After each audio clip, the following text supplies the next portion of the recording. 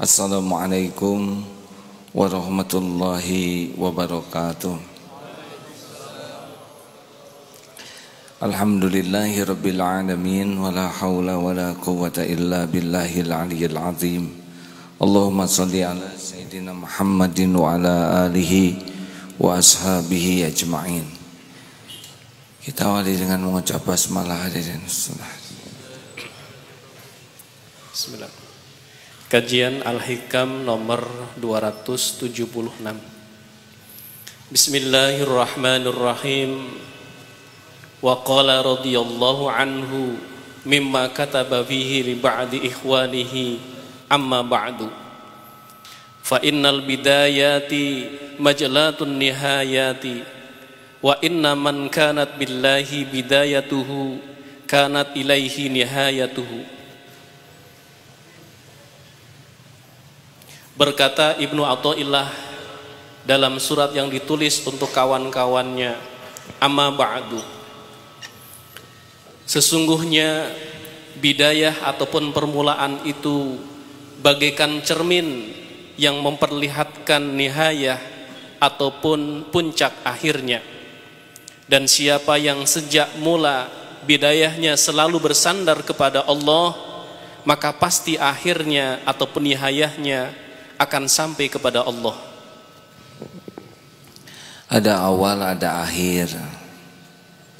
Kalau dari awal sudah bersandar kepada Allah, maka tanggungan Allah sampai akhirnya Allah juga yang didapatkannya dalam cita-citanya. Mau pergi berdoa, bismillahi tawakkaltu 'alallahi la haula wala quwwata illa billah hudita wa kufita wa wukit. Jadi orang kalau mau pergi, dia berkata dengan menyebut nama Allah, bismillahi tawakkaltu, saya bertawakal kepada Allah, la haula, saya tidak punya daya, tidak punya kekuatan kecuali dengan pertolongan Allah. Maka dikatakan kepadanya hudita, ditunjuki, wakufit, dicukupi, wawukita, dilindungi. Nah jadi siapapun yang mau bergerak, kalau berlindungnya kepada Allah, bergantungnya kepada Allah, maka tanggungan Allah yang akan menuntunnya. Walladzina jahadu fina lanahdiyannahum subulana. Surat apa itu? Surat Al-Ankabut ayat 69. Jadi masalah kita tuh sebetulnya dari awal tuh siapa yang kita tuju, siapa yang kita sandari. Nah sekarang apa yang mau dituju oleh kita? Sedangkan semuanya milik Allah, benar? Semuanya ciptaan Allah, semuanya dalam kekuasaan Allah. Yang tahu jalan hanyalah Allah, yang bisa melindungi juga hanya Allah, yang menentukan segala-galanya hanyalah Allah. Apa yang kita inginkan pasti ada dalam kekuasaan Allah. Apa yang kita takuti pasti dalam genggaman Allah. Tidak ada yang bisa terjadi tanpa izin Allah. Jadi mau kemana lagi selain ke Allah, benar? Sedangkan selain Allah, makhluk ya cuman kayak kita saja. Hanya makhluk yang dihidupkan, dicukupi, yang tidak bisa memberi manfaat tanpa izin Allah, tidak bisa memberi mudarat tanpa izin Allah. Siapa? Rezeki tidak akan sampai kecuali Allah yang ngatur. Kita ingin dicintai orang, orang bolak-balik hatinya juga oleh Allah Subhanahu wa ta'ala. Makanya dari awal mau apa sih hidup ini? Kalau saya boleh memberikan saran, cukup satu saja hidup ini. Cari apa yang Allah ridho, cukup. Karena apa yang sudah dijamin Allah untuk kita pasti ketemu. Apa yang tidak dijamin oleh Allah bukan untuk kita tidak akan ketemu. Tapi kalau kita diridhoi Allah, ketemu tidak ketemu baik-baik saja. Ketemu kita diberi taufik bersyukur, baik. Tidak ketemu diberikan taufik bersabar, itu pun baik. Ajaban li amril mu'min inna amrahu kullahu khair wa laisa dzalik li ahadin illa lil mu'min. Sungguh menakjubkan orang yang beriman, semua urusannya baik, dan tidak ada yang demikian kecuali orang yang yakin ke Allah. Makanya hadirin, udahlah nggak usah ribet-ribet hidup mah ya. Asal Allah suka, itulah yang kita cari. Perkara rezeki, mau kemana lagi rezeki kita? Ada seseorang ibu-ibu terbatas rezekinya, untuk kontrak tidak cukup, tapi setiap kontrakannya habis ada saja yang mencukupi. Ternyata sekarang sakit kista, sudah 6,5 inch, membesar terus, harus dioperasi. Kalau tidak disuntik, 4 kali suntikan 1,5 juta, tidak punya uang. Saya sih asal dihentikan aja dulu, tidak membesar cukup. Karena kalau dioperasi memerlukan 15 juta. Tapi kalau langsung ke rumah sakit 10 juta. Barusan SMS terima kasih, ada yang transfer uang 10 juta. Harapannya sih bisa disuntik saja 1,5 juta. Allah lah yang menggerakkan. Benar? Kita tuh terlalu banyak mikir selain Allah. Padahal selain Allah itu tidak bisa apa-apa kalau tanpa izin Allah. Benar? Makanya dari awal terus bergantung ke Allah saja. Kita 278. Wal mustaghalu bihi huwallazi ahbabtahu wa sara'at ilaihi wal mustaghalu anhu huwal mu'saru alaihi. Dan yang harus dikerjakan ialah amal ibadah yang kau sukai serta cekatan dalam melakukan untuk takarrub kepada Allah. Sedang yang harus diabaikan ialah hawa nafsu dan urusan dunia yang akan lenyap, yang sering-sering mempengaruhi. Ini yang harus kita cekatan adalah melakukan yang Allah sukai. Gini hadirin ya, kalau gitu kita tidak usah bekerja. Salah. Bekerja itu juga bisa jadi jalan takarub kepada Allah. Dagang bisa mencapai kedudukan sebelahan dengan Rasulullah, asal niat dagang takarub kepada Allah, bukan nyari uang saja. Bagaimana dagang tidak melalaikan dari zikrullah, bagaimana dagang tidak menggunakan timbangan yang tidak adil, tidak ada sumpah palsu, tidak ngeboh, dimudahkan urusannya.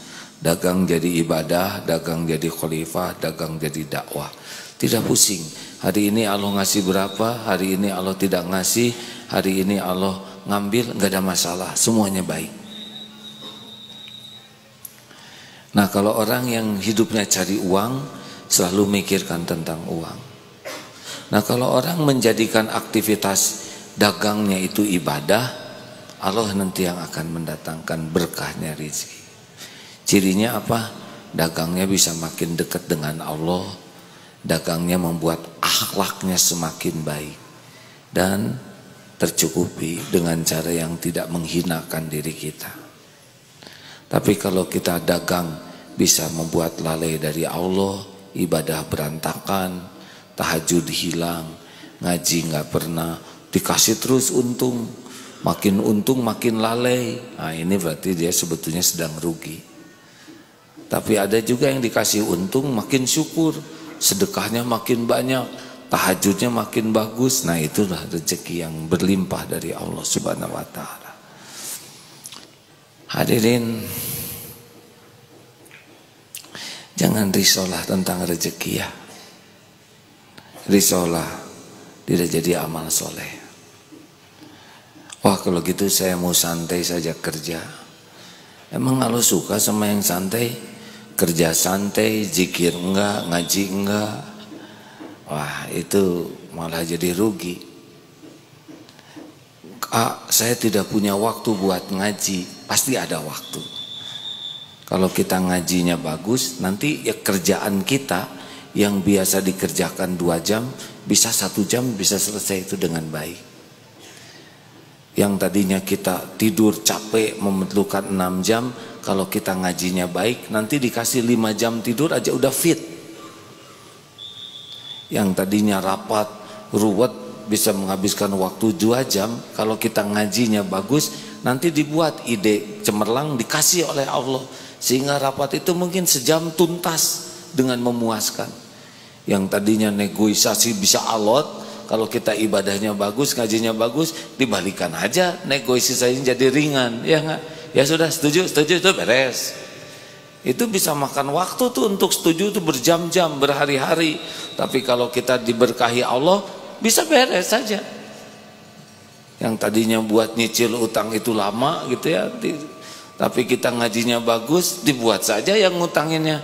Ya sudah, kalau kamu ngutangnya susah bayar, ya tahun depan aja kalau punya uang bayar. Tapi kalau tahun depan keburu meninggal, ya lunas aja lah. Daripada ribet, sekarang aja lunas, beres saja. Kan Allah yang ngebulak-balik hati, hadirin. Jadi jangan merasa, wah karena saya ibadah, sholat, rezeki jadi kurang. Enggak mungkin.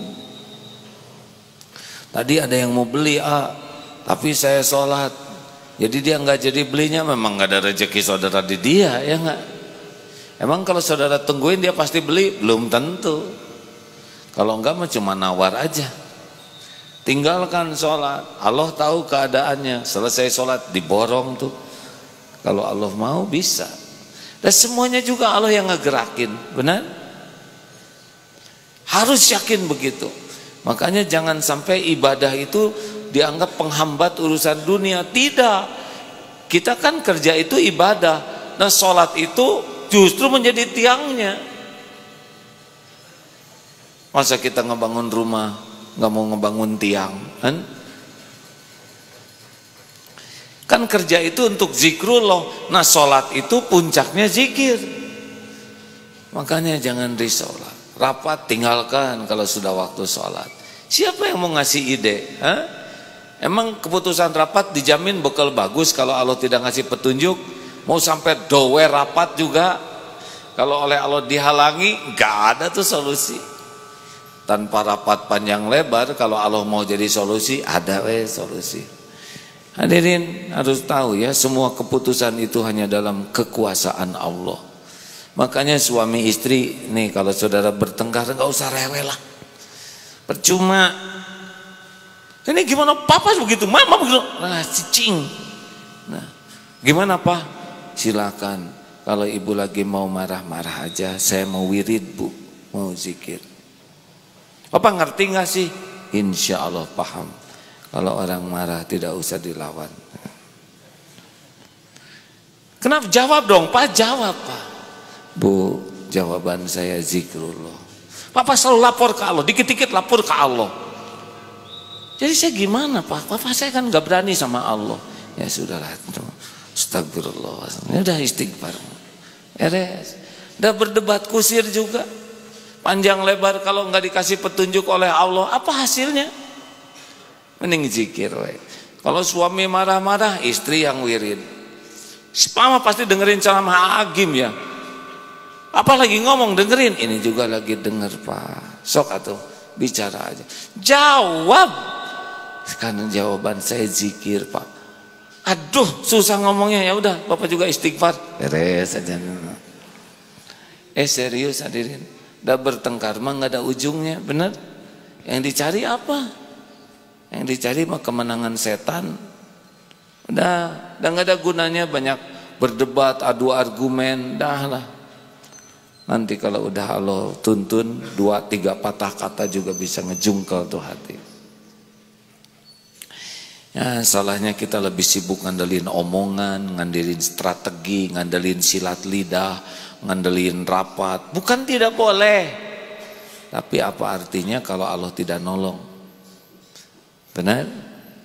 Betul hadirin? Udah, ini kepada yang belum punya jodoh juga biasa aja ya. Pertama mah belum tentu ada yang mau, ya. Nggak usah PDKT, kedip. Nanti yang datang yang masa keemasan gimana?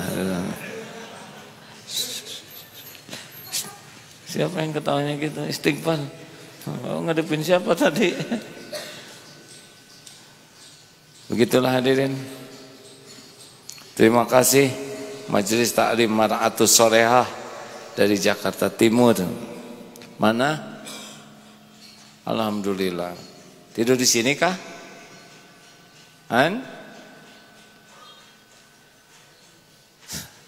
Ini apa artinya begini, Bu? Kalau tidur begini, kalau tidak tidur begini. Gimana, Bu? Begini? Sari ibu-ibu. Alhamdulillah. Bu, Ibu, mau dikasih amalan, Bu? Jangan banyak ngobrol, mending banyak zikir. Kalau wirid yang cocok buat ibu-ibu ini kelihatannya mah istighfar. Mau enggak, Bu? Ibu punya dosa tidak? Banyak? Banyak atau banyak sekali? Banyak sekali atau luar biasa banyaknya? Nah, Rasulullah tanpa dosa 100 kali, Bu, istighfarnya. Yang luar biasa banyaknya berapa kali, Bu? 1000, Pak. Abu Hurairah 10.000, Pak. Nah, sudahlah, perbanyak istighfar. Pasti dosa di mana-mana, ya. Baik, ada pertanyaan silakan.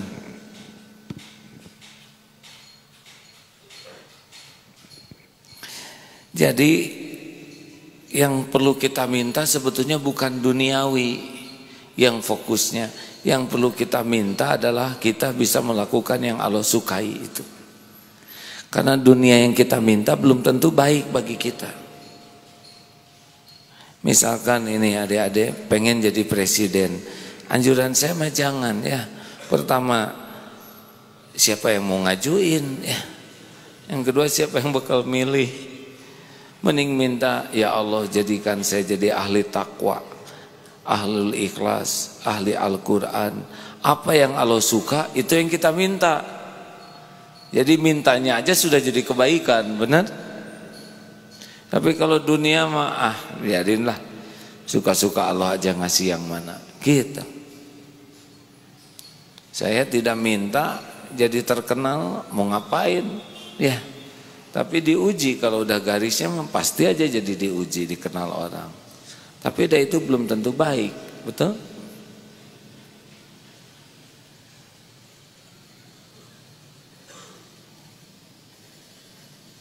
Ada pertanyaan silahkan. Dek, pakai mikrofon. Ini udah baik belum sound systemnya?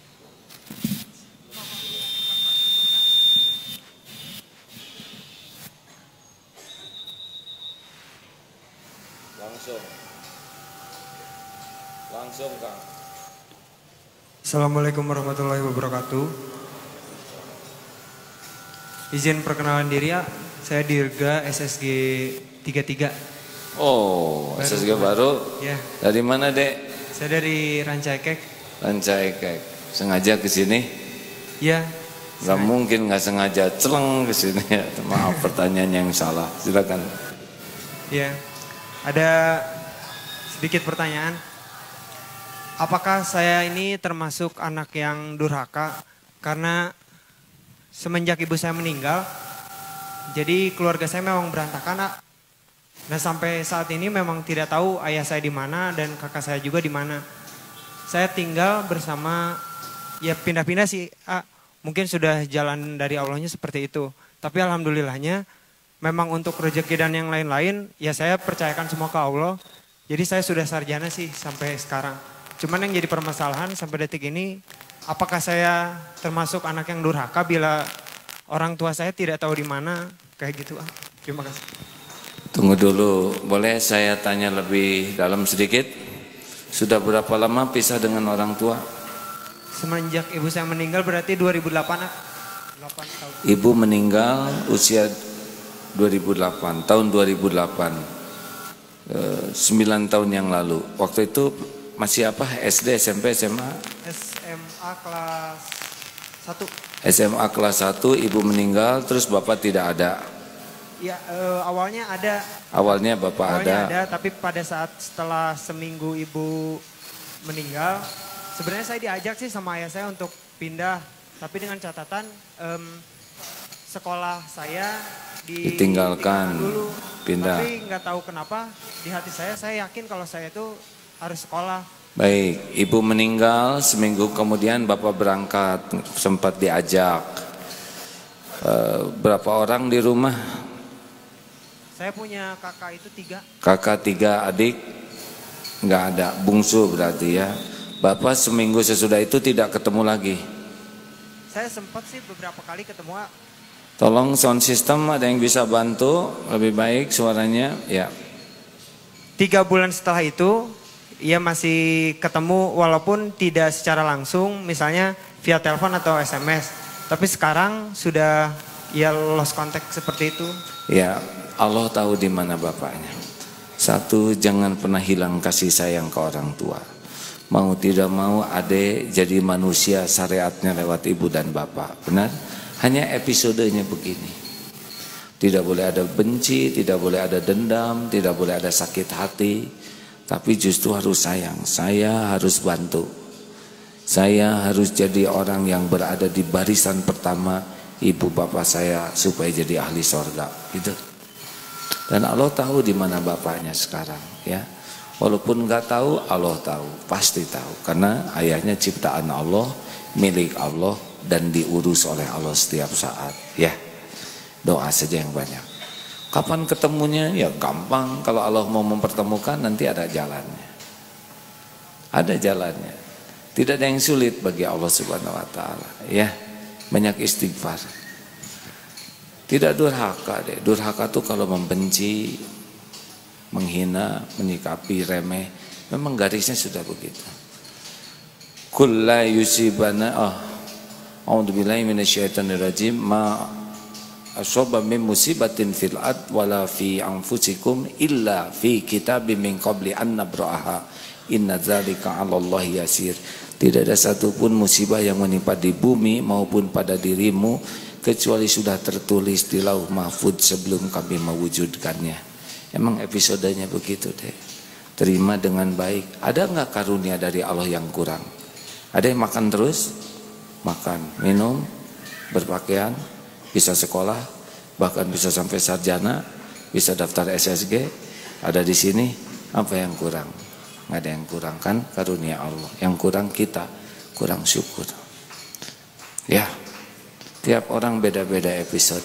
Ini wajah-wajah ini kelihatannya wajahnya beda, padahal aslinya episodenya lebih beda lagi. Yang makasih deh, sing lapang menerima takdir. Ingat, nasi jadi bubur, ridho sambil cari cakwe, ayam, kacang polong, kerupuk, kecap, sedi, bawang goreng, sambal.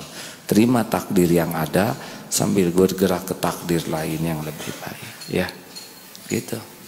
Nanti ada waktunya dipertemukan kalau masih hidup, ya. Ya emang begitu hidup. Apa mau nanya? Udah deket begini masih nanya.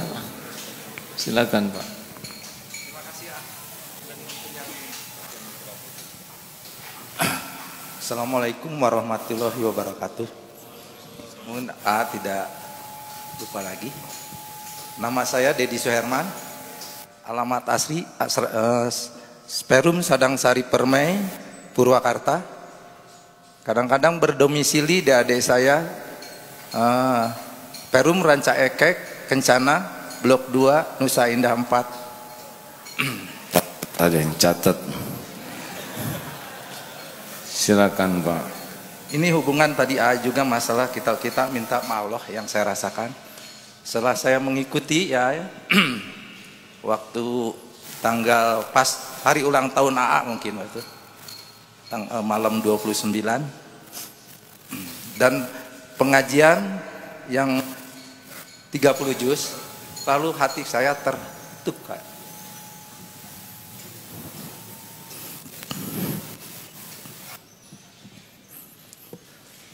Ya. Dari situ perasaan diri saya masih kurang untuk membaca Al-Quran. Lalu saya mengungkapkan, karena saya tidak bekerja sekarang ini, saya diponis oleh dokter 10% lagi bahwa harus jantung 10% lagi apa? Maksudnya setelah dikateterisasi, Sesudah dikateterisasi itu tidak dipasang ring. Tidak dipasang ring. Lalu dokter menyarankan harus di bypass. Harus di bypass. Waktu itu dokter mengatakan ke istri saya, ibu harus keputusan 5 menit. Tapi saat itu ya, ibu saya, istri saya, tanyakan aja yang bersangkutan. Tapi saya pasrah sama Allah, hanya Allah lah yang akan mengambil nyawa saya. Jadi nggak jadi di bypass. Tidak, sudah 3 tahun Pak. Sudah, harusnya kapan meninggal menurut dokter? Harusnya waktu itu 10% dari penyempitan itu. Jadi 90 sudah penyempitan, tinggal 10% dok. Itu 3 tahun yang lalu. Iya. Perkiraan dokter Bapak meninggal kapan? Kalau nggak di bypass? Nggak lama gitu. Begitu dok. Tapi dok, misalnya apa? Saya Ya. Boleh juga sekali-kali ya. Ya. Nah dari situ memang setelah saya ingin belajar, alhamdulillah kalau minta sama Allah, dari mana kan rezeki itu datang Walaupun nggak kerja, ya. sampai juga ke sini ya. Iya. Benar. Iya. Itu mungkin yang saya rasakan sampai saat ini. Alhamdulillah. Jadi mulai Selasa kemarin saya mulai BBG di sini dengan oleh Ustadz Sendral. Oh, belajar Quran. Ya. Alhamdulillah. Usia berapa Bapak emang? 59 tahun Pak. 59. 63 kurang 59 berapa? 4 tahun lagi Pak. Insya Allah. Kalau menurut standar 63, tapi kalau 60 setahun lagi. Sama Pak, saya juga. Kalau jatahnya 63 masih beberapa tahun. Kalau 56 setahun lagi. Alhamdulillah Pak. Jadi sekarang lebih siap-siap untuk pulang itu Pak. Untuk belajar. Ya, belajar. Maksudnya kita untuk menjalankan amal baik untuk pulang. Benar Pak. Ke akhirat. Kalau mau husnul khotimah mah sederhana Pak. 1, mikir baik, mata baik, dengar baik, ngomong baik, sikap baik, hati baik. Terus aja itu Pak. Nanti pas mati insya Allah mati baik gitu. Ya Pak. Ya, Pak. Alhamdulillah. Terima kasih. Berprasangka baik ke Allah ya. Kalau Allah mau ngasih umur belum waktunya meninggal, jangankan kata dokter, bunuh diri aja kalau belum waktunya meninggal. Gak meninggal ya. Baik, terima kasih kalau gitu. Pokoknya sekarang teman-teman sekalian jangan salah prioritas ya. Prioritaskanlah apa yang Allah suka, sedangkan dunia hanya dilakukan kalau itu disukai Allah. Berarti bukan urusan duniawi lagi, tapi sudah urusan akhirat. Pedagang yang jujur berumah tangga bukan untuk saling cinta. Berumah tangga itu supaya diridhoi Allah. Ngurus anak bukan supaya anak berbakti. Ngurus anak itu supaya diridhoi Allah. Gitu kita mah. Ya, nggak usah terpukau dengan gaji. Kalau gaji kan dibatasi, kalau karunia tidak terbatas. Kalau gaji jelas tanggalnya, kalau karunia sesuka Allah saja, betul? Kalau gaji cepat habis, kalau karunia nggak ada habisnya. Makanya jangan sibuk mikirin gaji, sebab kalau ngandelin gaji wajah-wajah ini sudah punah ya, karena sebagian besar ini tidak bergaji, betul? Terima kasih hadirin sekalian. Selamat datang ini adik-adik dari mana? Tasikmalaya. Oh, alhamdulillah, terima kasih. Tapi udahan, nanti lihat aja di Facebook ya. Allahumma shalli ala sayyidina Muhammad wa ala alihi wa ashabihi ajma'in. Ya Allah, telah Engkau dengar apapun yang terucap, Engkau tahu apa yang Engkau tahu apapun yang kami lakukan. Berkahi majlis ini ya Allah. Ya Allah, tidak akan ada berhentinya kami memohon ampunan-Mu. Ampuni ya Allah. Ampuni semua kelalaian, semua kebusukan, semua kehinaan, semua maksiat yang kami lakukan siang dan malam. Berikan kekuatan kami menghindari dosa ya Allah. Berikan kekuatan kami menjauhi maksiat. Berikan kekuatan agar kami bisa istiqomah. Jangan cabut nikmat iman ini ya Allah. Rabbana la tuzigh qulubana ba'da idh hadaitana wa hab lana min ladunka rahmah innaka antal wahhab. Ya Allah, karuniakan kepada kami hati yang selalu ingat padamu, hati yang selalu sibuk mengingat-Mu, hati yang tidak silau terhadap dunia, hati yang tidak pernah diperbudak siapapun selain jadi hamba-Mu, hati yang tidak pernah lupa padamu. Jangan biarkan ada sandaran di hati kami selain hanya bersandar padamu. Jangan biarkan hati ini takut selain takut jauh darimu. Rabbana atina min ladunka rahmah wa hayyi lana min amrina rasyada. Rabbana atina fid dunya hasanah wa fil akhirati hasanah wa qina adzabannar. Subhana rabbika rabbil izzati amma yasifun. Wassalamun alal mursalin walhamdulillah. Terima kasih hadirin. Kurangi bicara, perbanyaklah berzikir, perbanyaklah istighfar, perbanyaklah sholawat. Assalamualaikum warahmatullahi wabarakatuh. Ke belakang duluan ya, punten ya.